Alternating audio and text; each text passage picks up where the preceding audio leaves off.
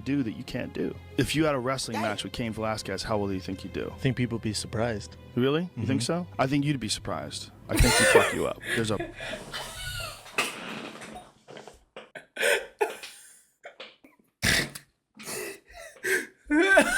He has to be the dumbest motherfucker on the planet. It's a crab-like world. Damn. Everyone's pulling each other down, trying to get to the top. And then the biggest fat f***ing lobster's at the top, Dana White, pushing you guys down. You know how Hold on. stupid you have to be? We might have to send him out to the clinic here, the brain clinic, get him checked out. I tell you the truth. You're a dick. And everyone's sick of it. I don't want to get into this pissing contest with Dana. Too late. He basically pulled his dick out and peed all over you. Only one of us is going to walk out unscathed, and it's me. Finish him. Bro, he said he pulled his wiener out and peed on him. Hey, man, like, comment, subscribe, bro. If y'all want more UFC reactions like legends or different fighters, let me know in the comments. But, bro, Brendan Schaub, bro. I don't know too much about Brendan Schaub. I just know he be on a podcast with Joe Rogan. And I know he used to fight, but I don't know too much about him. So they get it. Deep dives into the most controversial Shout out stories to in Flashback MMA. MMA, man. Make sure to hit the like. On March 18th, 1983 in Aurora, Colorado, of Brendan Schaub.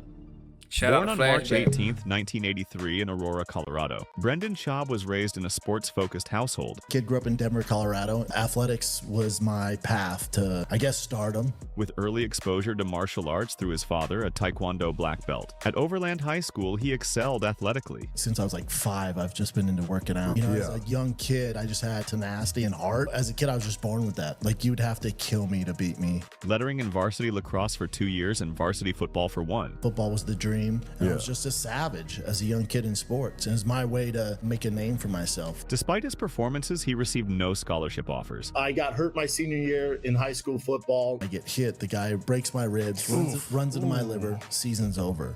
Missed the entire season. Scholarships are gone. No one's recruiting me. He walked on at Whittier College, competing in both football and lacrosse. They offered me an academic scholarship if I played lacrosse and football. Before transferring to the University of Colorado Boulder Damn, to focus what? solely on football.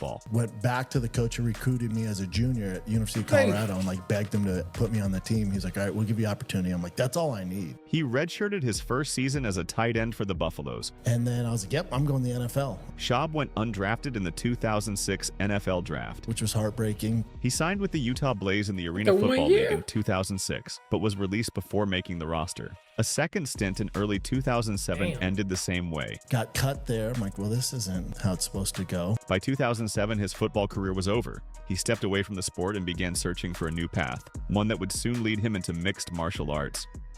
To make a living, Schaub worked as a door-to-door salesman during the day while training in mixed martial arts in the evenings. I had a double major, so my dad was always like, use your degree, man. And so I was selling supplements door to door. But that's what gave me my background, like marketing. Training at High Altitude Martial Arts and Grudge Training Center in Colorado, Schaub met and befriended UFC heavyweight contender Shane Carwin, who became a mentor and training partner. That's my main training partner. We would just meatheads, and me and Shane, that's all we had. I was boxing, I'd spar with him. I was doing well. Shane was such a, I'll argue with anyone, hardest hit in the UFC of all time. Shane Carwin, if he hit you flush, it was fucking trouble. He also trained diligently in Brazilian Jiu-Jitsu, ultimately earning a black belt years later in his post-UFC life. Shane signed Brendan to a boxing tournament. And then he's like, Golden Gloves is next week. I'm like, what's that? He's like, the big boxing tournament. He's like, I signed you up. I'm like, what? So I'm like, all right. Have you ever knocked someone out What? before, just a fist fight or No, anything never. like that? Never been in a street fight, nothing. No, really? You've Fought never my been- No. My dad finds out and he's like, you're an idiot. And I was like, cool, just come. If I win, let me pursue this. He's like, all right. Within 6 months of picking up boxing in 2007, he won a Colorado novice heavyweight title in Golden Gloves amateur boxing. I knocked out 3 guys in one night. Under Carwin's wing, Schaub honed his skills and soon turned professional in mixed martial arts. Schaub burst onto the regional MMA scene in 2008, compiling an impressive 4-0 record in local promotions across Colorado and Virginia. I'm ready for anything, ready for it to go anywhere. If he wants to keep on his Okay. feet, that's definitely in my favor. His early victories all came by way of knockout in the first round, and he even captured the Ring of Fire MMA Heavyweight Championship in April 2009. This string of dominant Damn, wins put the word? hybrid on the radar of the UFC. In mid-2009, Schaub was signed by the Ultimate Fighting Championship to compete on Season 10 of the hit reality series, The Ultimate Fighter. I was training with Rashad Evans. He goes, hey, The Ultimate Fighter season 10 is heavyweights. I'm a coach. I went, what? He goes, they want to interview you because they know you can fight. Because at the time I had like 2 or 3 fights and just starching dudes. Yeah. They want to interview you because they know you can fight. Because at the time I had like 2. He was hitting dudes so hard, his head was bouncing off the canvas. with 3 fights and just starching dudes. Yeah. When I walk in, I didn't know this the way they fuck with you. He goes, excuse me, sir, what's your name? I go, Brendan Schaub. He goes, cool. We're looking for heavyweights. You're way too small. You think those fat fucks out there? Yeah. I go, oh, buddy. Oh, buddy. And they're like, you got it. The TUF 10 season was coached by Rashad Evans and Quentin Rampage Jackson and featured only heavyweight fighters. And he was the only guy on the other team that I actually liked. I only hung out with Rampage. Schaub became Team Rashad's number 2 pick and quickly proved himself in the TUF house. I have 2 fighters on the show that I know that are teammates of mine. One of them, James McSweeney, and the other one, Brendan Schaub. Those guys are my main focus because, and you know, those are my brothers. You're living in this house with 16 other dudes and you can't leave and there's no phone, there's no books, there's nothing. And then you're fighting once every week, once every 2 weeks. Like, that's not the real life of a UFC fighter. In my mind, I'm like, right, I just got to kick ass for 6 weeks. I'm going to have a career. As Kimbo Slice walks in, the first soundbite's me, and that was a big deal for everyone. I go, fuck this guy. I think I rubbed a lot of people the wrong way because, like, oh, he's cocky. I think Kimbo Slice kind of has a bounty over his head, for sure. When he walked in, it's kind of like the sheep entering the room with a bunch of wolves. Great guy. Damn. Great guy. Yeah. Schaub showcased a well-rounded game. He won his first exhibition bout on the show by submitting Demico Rogers with an anaconda choke in the first round. He then knocked out John Madsen in the quarterfinals and followed up by knocking out former NFL player Marcus Jones in the semis to reach the tournament. Hold on, Brendan Schaub was, man, stalking people. Let me find out. He must have been like a little fast little heavyweight. Final. These exhibition wins set up the TUF Why you finale shaking? matchup between Schaub and veteran Roy Big Country Nelson on December 5th, 2009. You know, on the show, going into the house, Roy was the favorite, having his experience and his background and stuff Roy like that. Nelson. But he's fighting a different animal, you know, on Saturday night. I wouldn't consider myself an underdog in the least bit. Fighting out of Denver, Colorado, Brendan, the hybrid Schaub. In the finale, Schaub's official UFC debut, he started strong but was caught by Nelson's signature overhand right, resulting in a first-round knockout loss in the finale bout. Nelson became the TUF season winner, while Schaub, as the runner-up, earned a UFC. Hold on, he knocked him out cold. Roy Nelson. How long? What? Roy Nelson is a. I heard of Roy Nelson. I ain't really watching him In the fight. finale though. bout, Nelson became the TUF season winner, while Schaub, as the runner-up, earned a UFC contract and the respective fans. I'm gonna start something like I might make a Patreon or something where I react to UFC videos and other videos where I can't react to YouTube where they strike me down because I want to start watching UFC highlights with y'all. And I think that White House card coming up too. So For his performance I might on the do show. something like that. Despite the setback against Roy Nelson, Schaub remained a promising new heavyweight in the UFC. If you lose on the Ultimate Fighter, and then they give you one more shot in the real UFC, you lose that one, you're in trouble. He rebounded in his next fight with an explosive performance. Fighting in front of my hometown in Denver, I'm looking for the knockout, and I plan on finishing in convincing fashion. Knocking out Chase Gormley in just 47 seconds in his home state of Colorado. Huge victory for Brendan Schaub. Getting a lot of love here in your hometown, Brendan. That's gotta feel good. I love you, Denver. I love you. That is one happy Colorado Buffalo, baby. Schaub's power was on full display again that July at UFC 116, where he scored another first-round TKO, this time over Chris Tuchscherer in just over 1 minute. Hey, when you a smaller heavyweight, where you got them wheels and you can move fast, and you hey. Scored another first-round TKO, this time over Chris Tuchscherer in just over 1 minute. Brendan Schaub defeats Chris Tuchscherer. These back-to-back knockout wins began to build Schaub's reputation as a heavy-handed contender. Riding the momentum, Schaub next faced former title challenger Gabriel Gonzaga at UFC 121 in October 2010. He showed composure and improved technique, outpointing Gonzaga to win a clear unanimous decision. Brendan, that was the best we've seen you in the octagon and the best against probably one of the most dangerous guys in the division. This victory over a former top contender earned Schaub a spot in the heavyweight top 10 and set up the biggest fight of his young career. In March 2011, Brendan Schaub was matched with Pride legend Mirko Krokop Filipovic at UFC 128, a major opportunity and a test of how the new blood would fare against a famous veteran. The bout was competitive, with Schaub using timely takedowns and strikes, and in the third round he seized his moment. Schaub knocked out Krokop with a right hand. Brendan Schaub knocks out Mirko Krokop. The emphatic KO earned Schaub a knockout of the night bonus and marked the highest profile win of his career. He knocked out Michael Krokop. Man, ain't no way, man. How old is Michael Krokop? Bro, Michael Crocop couldn't have been in his prime, but let's keep it real. Nah, I ain't gonna do Brendan like that. I ain't gonna do Brendan like that. But bro, he wouldn't have did it in pride. Let's keep it real. Toughest fight of my life. You know, he shattered my nose in 16 places, reconstructive nose surgery. He's an absolute legend, man. I have no business being in the same octagon as him. You're the reason I got started, Mirko. Brandon, that's 2 legends in a row for you. I'm thrown up. I'm in so much pain after the fight. I look at Crow Cop and I go, dang, what are we doing, man? And he looks at me with his broken English and goes, this is life. I remember thinking, it was the first seed in my head. I went, is it though? I looked down and went, is it? I would not risk my life for this. This is not my passion. With a 4-fight UFC win streak and an official record of 8-1 at that point, Schaub appeared on the cusp of title contention. UFC brass even discussed booking him against former champion Frank Mir next, though that fight did not materialize. Frank Mir. That's still the plan in your mind? Yeah, I think that'd be a good fight for me. I beat the vets, but then once I got the real upper echelon, once I got to the top 10, then that's when I started to struggle.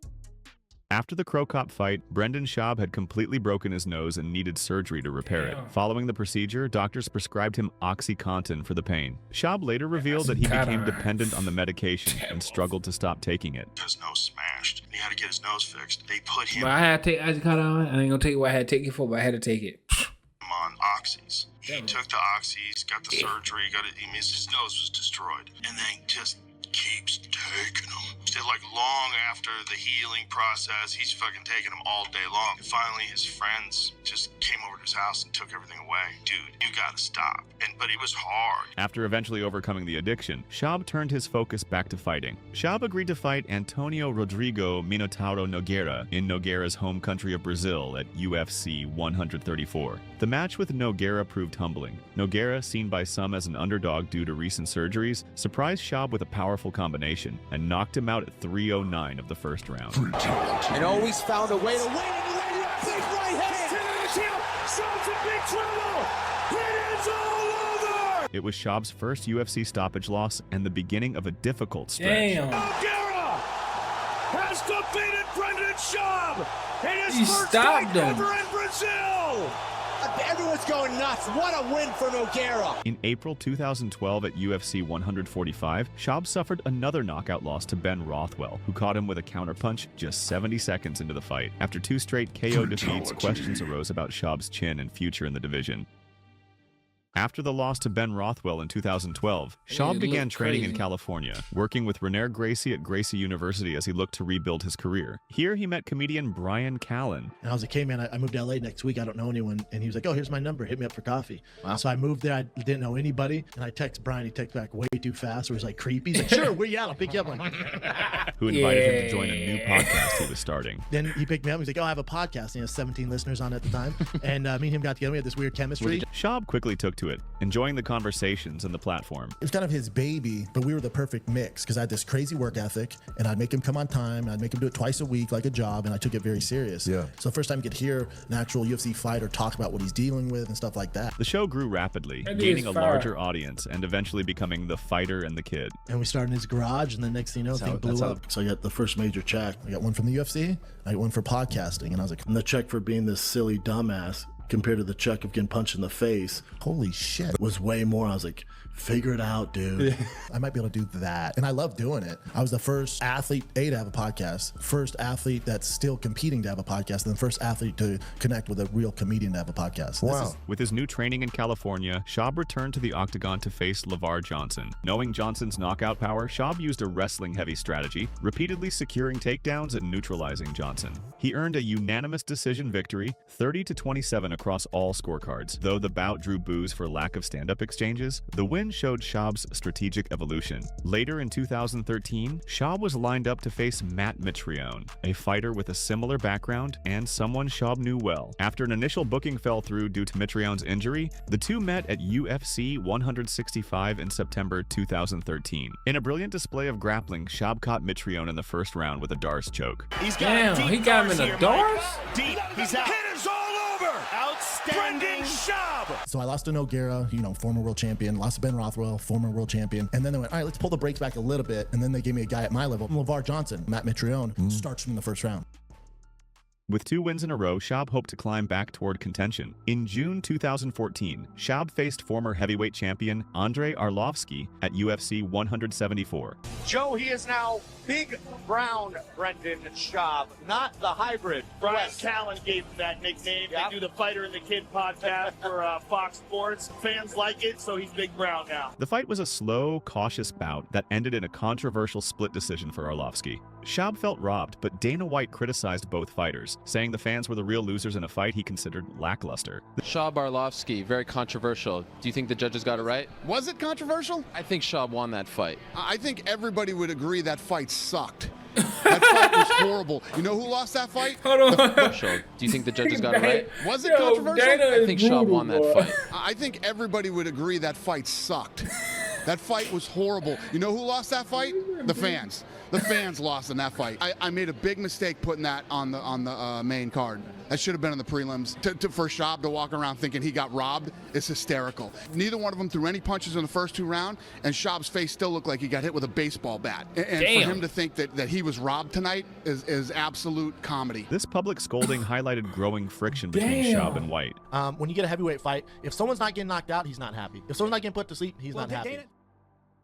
Around this time, Brendan Schaub was also dating rising star. He was dating my goat and my babe, bro. What the fuck? How? Ronda Rousey, you gonna do me like that? It's like, now let me stop.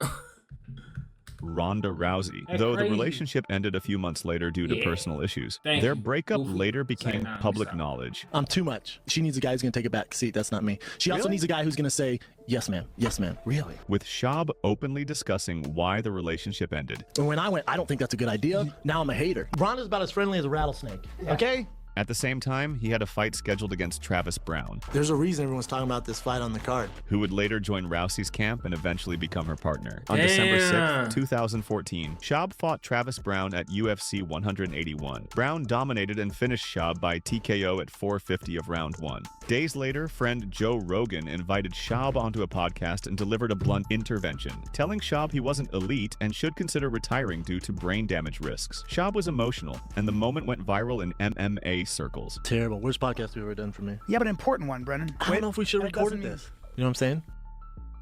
You wanted to Damn. do it. You said before the podcast you wanted to do it and you wanted to air it live. You told me This that. is true. Yeah, I know. Did you think we weren't going to be honest about our concerns? No. This is definitely not my idea to tell you this on the air. You wanted to do this. There is no other way to tell someone that you're concerned than to say it with brutal honesty. The plan was to beat Travis Brown and then try and talk my way into a title fight, or at least a title eliminator after, you know, if Dos Santos beat Stipe. That was the plan. We didn't have a plan if we lost this fight.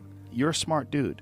And the problem with smart dudes is smart dudes think about variables. You think about the future, you also think about brain damage. We all know fighters that are fucking gone. The reality of your skill set, where you at now, I don't see you beating the elite guys. Potential world beaters, guys who can fight at the elite level, guys who can fight for a world title. I would not say that you're there.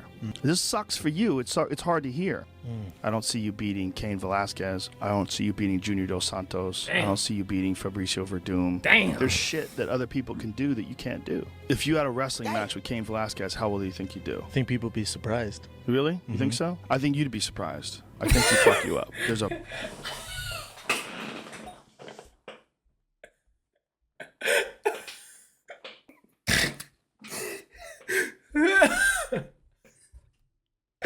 Hold on.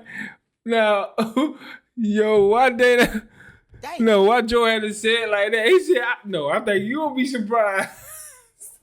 shit that other people can do that you can't do. If you had a wrestling match with Cain Velasquez, how well do you think you'd do? I think people would be surprised. Really? You think so? I think you'd be surprised. I think you... Hold on, let me hear that one time. But I think you will be surprised. Guys, how well do you think you'd do? I think people would be surprised. Really? You think so? I think you'd be surprised. I think he'd fuck you up. There's a bridge I think he'd between fuck you up. you and the very best guys in the world. That was and I brutal. don't know if you can cross that bridge. That's the reality of life.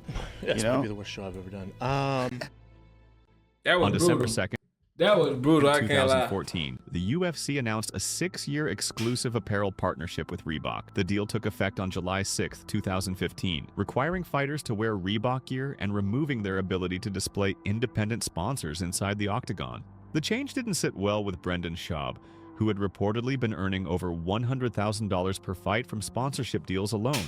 Under the new Reebok pay structure, most fighters were earning only a few $1,000s per bout, depending on their number of UFC fights. A significant drop from what many had previously made through private sponsors. Schaub publicly said the deal had cost him tens of thousands of dollars in lost sponsorship income. Dana White pushed back on the claim, stating that Schaub was not making the numbers he was saying. Brendan Schaub is claiming he makes over $100,000 a fight with sponsorship. These are some of his sponsors: Big Rentals Construction Company, KeepItPlayful.com, The Rain Training Center, Box and Burn Gym, Alchemist Management. This is true. This is no joke. No Ho Hangover. I'm sure this guy's making over $100,000 a fight. You know, I love Dana. Dana, what if they all sponsor him in one fight?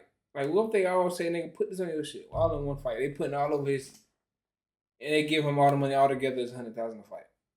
Dana just so ruthless, bro. Been my friend for a long fucking time, and if it wasn't for him, I wouldn't even be working for the UFC. But I know you're not a liar. So when he did that interview the other day and he called you a liar, I was like, this is a very unfortunate rift between you two that I hate. You gave me a list of all your sponsors and what you actually got paid. That settles the argument. Why don't you just release that? Because I don't want to. It's not about that. I don't want to get into this pissing contest with Dana. Too late. He pissed on you. Well, I saw him on that Landsberg show. He basically pulled his dick out and peed all over you. I agree, but so what am I gonna do? Go to war with Dana over this? First thing first, I'm Team UFC, man. I wouldn't have this platform. I wouldn't have this fame, or I wouldn't be able to make money that I'm doing now if it wasn't for Dana White and the UFC. So I'm not anti-UFC in the least bit, because I don't know the overall plan of this Reebok deal. So if it helps the majority of fighters, I'm on board, man. By late 2015, after multiple KO losses and rising outside interests, Schaub announced his retirement from MMA competition. At age 32, he retired with a professional record of 10-5. Schaub admitted he wasn't in love with fighting anymore, and that Rogan's tough advice, along with concerns about long-term health, pushed him to pursue new avenues. Schaub transitioned quickly into entertainment. By 2014, The Fighter and the Kid had grown rapidly and was picked up for distribution by Fox Sports, giving the podcast a much wider audience. Around this time, Schaub also began pursuing stand-up comedy. On August 10, 2016, he performed his first solo stand-up set at the Comedy Store in Los Angeles, officially launching his comedy career. Later that year, in December 2016, Schaub expanded his media presence by launching a second podcast called Big Brown Breakdown, focused primarily on MMA analysis and interviews. I decided to do a UFC Big Brown Breakdown. In August 2017, Schaub appeared as an analyst during Showtime's coverage of the highly anticipated Mayweather vs. McGregor boxing event. The event also produced a viral backstage moment when Nate Diaz confronted Schaub, arguing over Schaub's comments about Conor McGregor's performance in the fight. Everybody keeps saying that you didn't tell the truth about your interaction with Nate Diaz. So I see Nate, and it's like, oh, UFC alumni. I go say, what's up? He's a spicy dude. So he didn't like that I was pro Conor the whole time. That was my job, is to be the MMA expert and sell people on Conor beating Floyd. That's what I was paid to do. I see. Do I believe all of it? No. That was my job. He thought it was real. Because he goes, you're wrong, you don't know boxing. And then I went, he won rounds, and we're going back and forth. And I go, I think you're off on that. Steven Espinoza and my boss, Brian Daly, were like, if you get in any altercation, you're fired. And I was like, all right, man, and then we just walked off. In 2024, Brendan spoke emotionally about his longtime friend and training partner, Shane Carwin, and the health struggles he's facing. All because of Shane. He's like a brother, man. Love that dude to death. He can't even keep a job, dude. Shane's in the thick of it, man. There's nothing we can do. Including concerns around CTE. During the discussion, Schaub became visibly emotional. I face serious challenges in meeting basic everyday expenses for food, shelter. Shortly afterward, Nate Diaz responded on social media, posting a message mocking him. Put Brendan the big old pussy Schaub with a crying emoji. And most people tell me that it's in response to me getting emotional over my friend of 20 years, who I owe most of my UFC career to. He's experiencing some of the worst side effects of dedicating his life to mixed martial arts. So me getting emotional about that, I guess that makes me a big old pussy? Diaz's post struck a nerve. Schaub fired back with an emotional rant, accusing Diaz of being fake and questioning the authenticity of his persona. Bud, you've been paid more than 99% of the fighters. Cut the bullshit. Your entire narrative, it's all fake. Okay, I can understand. I can understand why Nate Diaz did that though. He probably just don't like Brendan Schaub, so he did to pick at him. Brendan Schaub to that shit. So acting like, damn. That's crazy. You're not fooling anybody. The exchange quickly spread across social media, escalating the feud. You're not tough to me. I know tough guys. At the end of the day, I will twist your fucking neck off. Only one of us is gonna walk out unscathed, and it's me. In January 2018, Schaub faced controversy after comments made on Big Brown Breakdown about the UFC on Fox broadcast panel. He suggested the network had selected analysts to check diversity boxes, which drew criticism from former UFC fighter Yves Edwards. Schaub later issued a public apology. I couldn't even tell you the point I was trying to make. Before that show, me and Brian were talking about something with race and men and women, and somehow that entered my brain, and then, Yves was upset, and then me and Yves text back and forth. Yeah, I meant no offense. I can't tell you what I was saying. I messed up. In 2018, Schaub launched King and the Sting with Theo Von, and after Von's departure in 2022, the show was rebranded as The Golden Hour with a new co-host lineup. In 2023, he also expanded into business, launching his own whiskey brand, Tiger Thick Whiskey, under his Thick Boy label. You tired of being a thick boy? Yeah, man. It's exhausting. You guys gotta stop calling each other thick boys. That's the name of his brand. Rogan don't like the name? He was like, I love the whiskey, don't like the name. I was like, well... Well, Rogan is smart.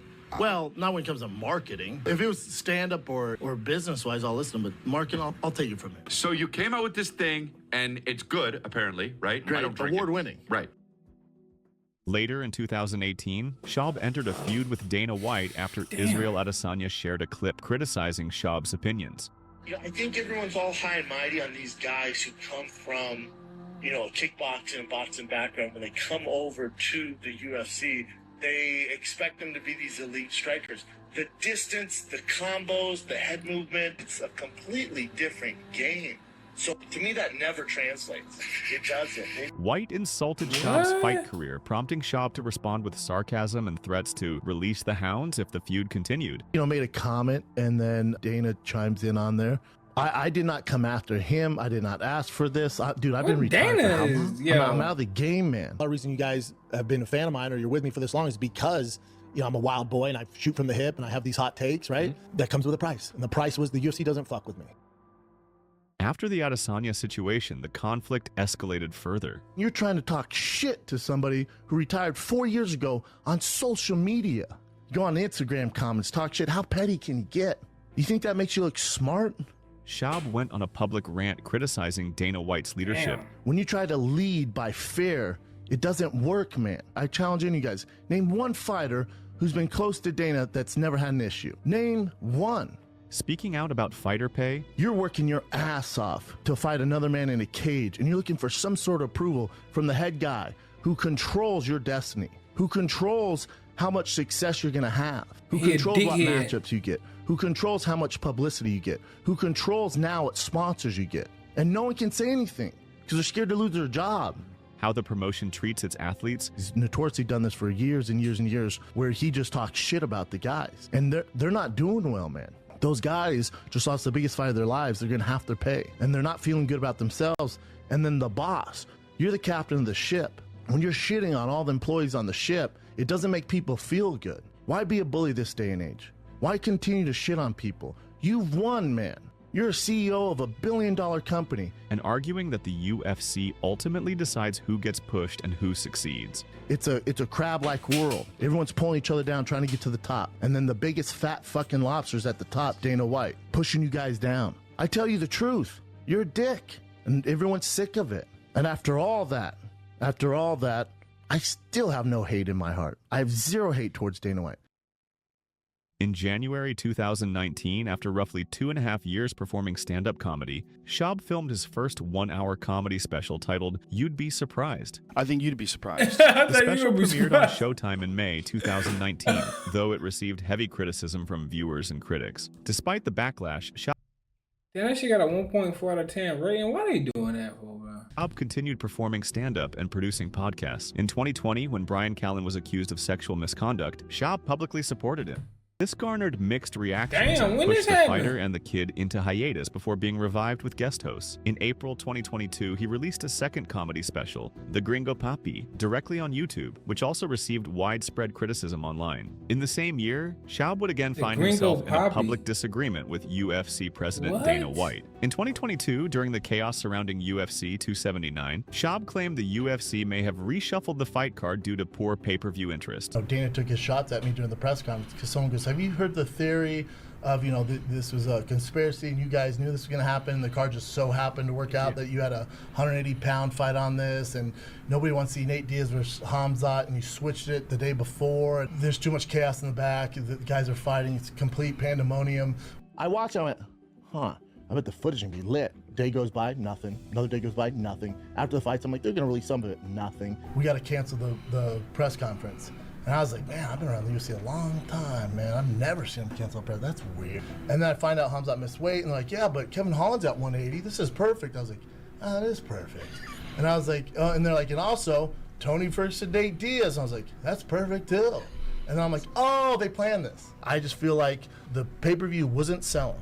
Dana White publicly denied the theory and took a shot at Schaub, calling the claim stupid. I heard this thing today, and again, I don't know how true it is or whatever, that Pat Miletich was saying we told Hamzat not to make weight because we weren't selling tickets. The fucking show was sold out going into that day of the weigh-in. I don't know if Pat really said that, but if he did, he has to be the dumbest motherfucker on the planet. You know how fucking stupid you have to be to even think something like that, let alone say it publicly and act like you're fucking serious. We might have to send him out to the clinic here, the brain clinic. I believe that was Brendan Schaub who said that. It was what? Brendan Schaub who made up that conspiracy. Oh, it wasn't Pat Miletich? That makes sense. Bye.